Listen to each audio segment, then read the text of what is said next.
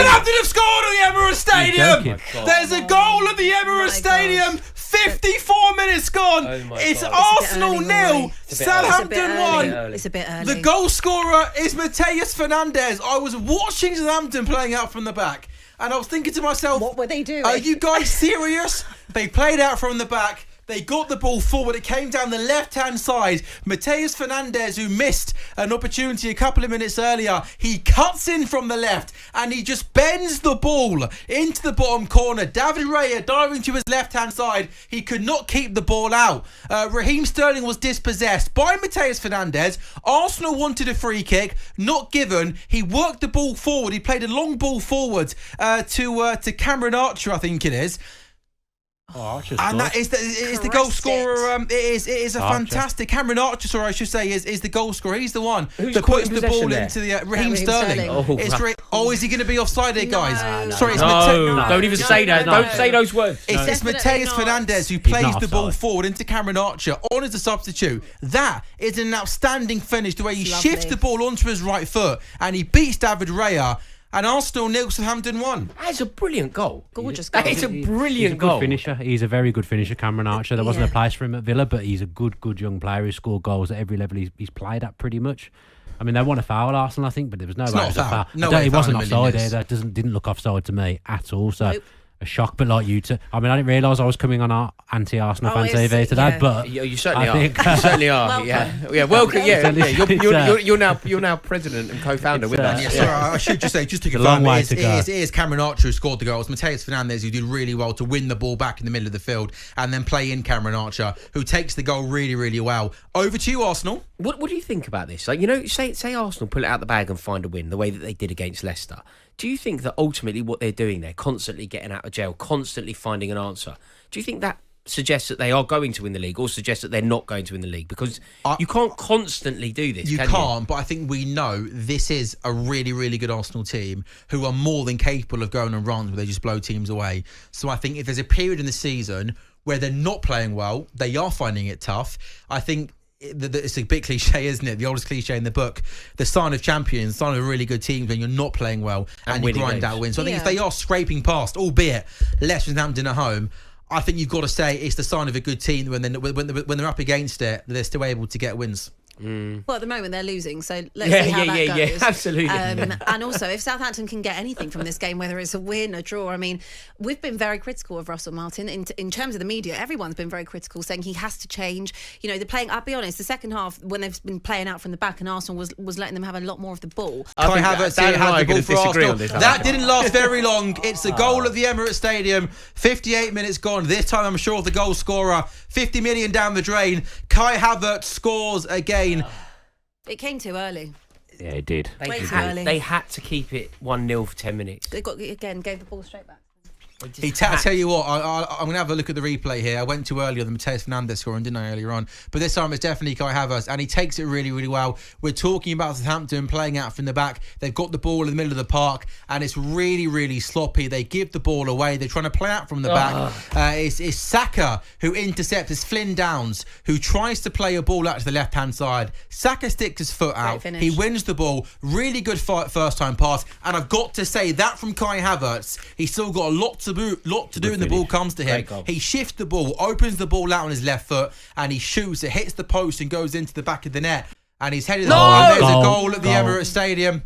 And it's Gabriel Martinelli who's come off the bench, and Arsenal have turned it around. It's Arsenal 2, Southampton 1. It was a cross. Was it Saka once again from the right-hand side? Martinelli arrives at the back post. I'm looking at Aaron Ramsdale beating his near post. Should he be doing better? Rory and Abbi Jennings don't look happy. Rory we got married. Congratulations. Is that why she's unhappy? Abbi Jennings. What did I say? Abbi Jennings. Yeah, we got married. What a pessimistic household. You're a bit tall for Rory, aren't you?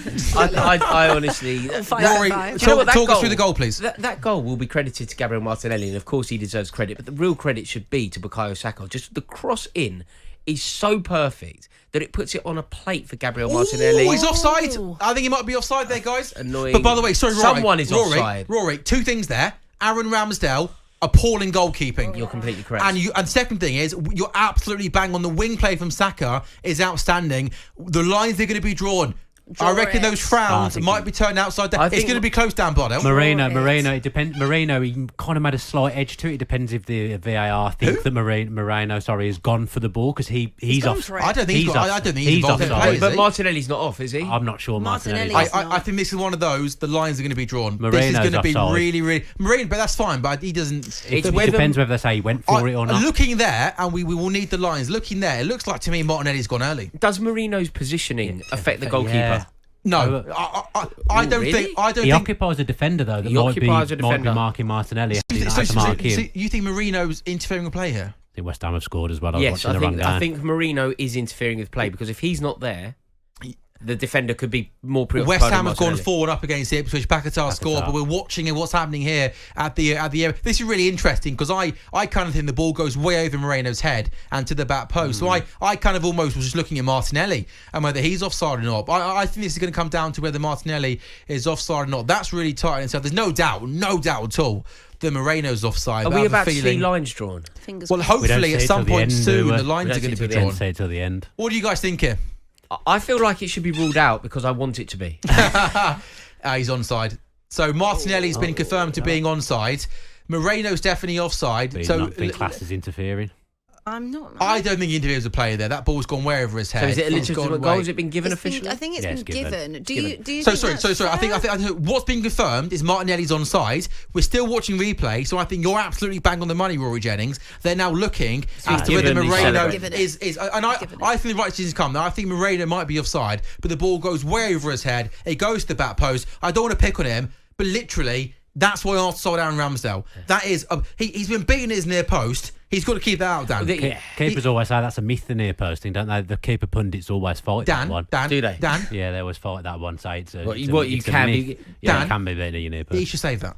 I'd need to see it one more. I've been too busy looking at the offside rather than concentrating should he say that, yes or no? Well, I would adopt the philosophy of goalkeepers shouldn't be beat at their near post, but I believe that has been challenged by the goalkeepers. They always challenge it. Do they? Who? Yeah. Like who? Name who's done that? I saw it. I literally. You could just go heavy there. Begovic did it the other day. Just make up a name. I can't he's never going to know. David Seaman. Chris Wood said. Chris Wood said that it's fine. Chris Wood said that it's fine to be beaten at your near post. Wow, Chris. Okay, really? Dimitri Karine. Yeah, Dimitri Karine said it's absolutely fine. Yeah, then in that case, Aaron, I'm really sorry. Just let the ball go into your near post. Is absolutely fine. Kelleher didn't say that though. No, because he's a good goalkeeper, and he probably would have saved that. So Arsenal, as I think you guys kind of knew was coming, have overturned it at the Emirates. Yeah, unfortunately, it's 2-1 to Arsenal. Do you know when Southampton missed? You know when Southampton missed that chance? Yeah. At 0-0. Kind of went, it's not the end of the world because we know what will happen. Arsenal will just wake up. We were right. Yeah, it was far better not to score. If a team like Southampton, you're not going to get many chances, right? So when that arises and you get that moment, you have to be clinical. You have to take any chance that you get. And unfortunately, Southampton didn't do that, and we're now ruining the chance. And it's a goal for Arsenal. Terrible touch. And I tell you what. Boy wonders at it again. It helped by some awful Southampton defending. Saka with 2 assists, now has a goal. Arsenal 3, Southampton 1 with his weaker right foot. Southampton give the ball away in their own box. Saka's there. Saka capitalised. It's a great finish. And you know what, Kwaku? I'm not sure this boy gets enough credit. I mean, we all know he's really good at football. But this kid's world class, isn't he? His numbers are outstanding. Week in, week out, he delivers. And it's a really, really nice finish. His 2 assists are outstanding. He has his goal. More so than this goal, you expect Saka to score this. It is on his weak foot, but he puts it into... And it's bad down the defending as well, it's terrible defending for Southampton. And again, we've gone back and forth on this so many times, but Southampton's been so poor defensively. But you look at Bukayo Saka, I'm more impressed with the assist that he got for Martinelli's goal, which was an incredible ball. But he just gives you numbers, man. He's a player that always delivers for Arsenal. He's asked to do so much. You always know what he's going to do as well, cutting on that left foot, but he always delivers. I don't think he's given enough credit. Do you know, I do think he gets credit. I mean, I feel like I think so. I think he's seen as being world class or borderline world class. But you know when I had an epiphany to almost reveal to me quite how brilliant Bukayo Saka was. Go on. I was doing a show in this very studio with Adeola Depot, right, during the Euros. Pick that name up off the floor. And we no, but do you know what we were talking about? We were talking about England being really lopsided, and we were talking about England's best player in the tournament so far. So we did a whole section, England's best player in the tournament so far, and we concluded it was Bukayo Saka. Definitely. We then went, England need more balance. Kieran Trippier is causing England all sorts of problems over at left back.